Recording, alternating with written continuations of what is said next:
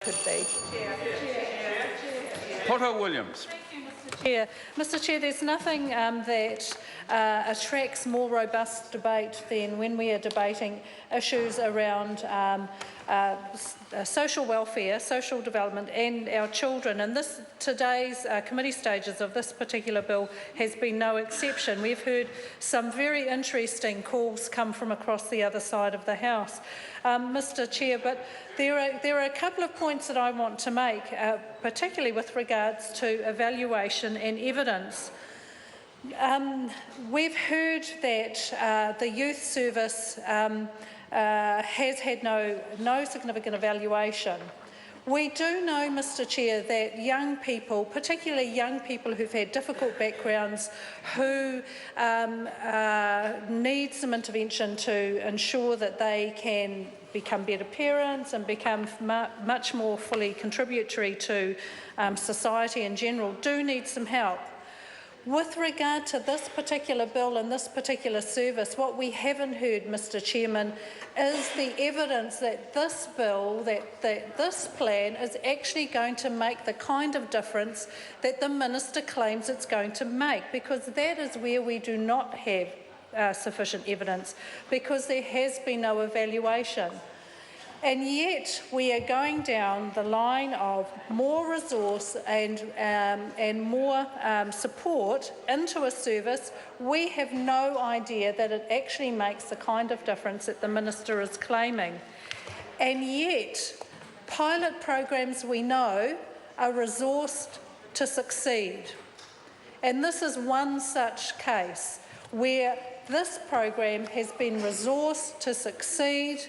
When we go to fully rolling this program out, when the resources actually do fall away, that's when the wheels start falling off these types of things. So when pilot programs are resourced to succeed, and then we've done no evaluation around whether it will continue to succeed when it's fully implemented, why are we subjecting our young people to this?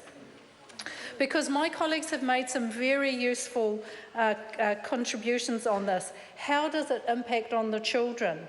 And for me particularly, Mr Chair, one of the most abhorrent aspects of our current social welfare system is the process of sanctions, where money is taken out of the household of parents of young children.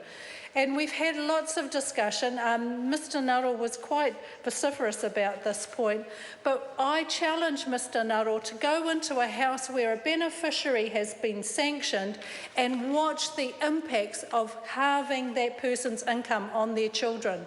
I challenge any member on the other side of the House to actually look at the impacts that sanctions have on our children. It is completely abhorrent that we would use that as a mechanism to try and encourage young people to be better parents when they watch their children actually having to starve. I mean, I don't normally get emotional about things, Mr Chairman, but this policy is wrong. It is bad and it should never happen.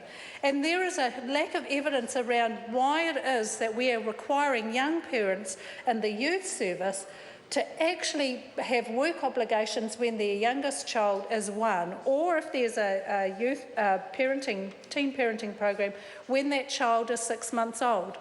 That's completely at odds with any other obligations for any other parent who has a benefit. Where we're looking at the Support for Children in Hardship Bill, which was recently debated, the discussion was around reducing the age from 5 to 3. When your youngest was 3, that would be when your work obligations would kick in if you were a beneficiary.